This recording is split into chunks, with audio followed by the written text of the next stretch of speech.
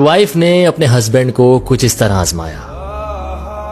शादी के बाद उसे ख्याल आया कि अगर वो अपने हस्बैंड को छोड़कर चली जाए तो उसका हस्बैंड कैसा महसूस करेगा। ये बात उसने एक पेपर पर लिखी कि मैं तुम्हारे साथ रहकर थक चुकी हूं, मैं तुम्हारे साथ अब और नहीं रह सकती, इसीलिए मैं हमेशा के लिए घर छोड़कर जा रही हूं। उसने पेपर टेबल पर रखा और बेड के नीचे छुप गई। हस्बैंड आया, उसने पेपर पढ़ा।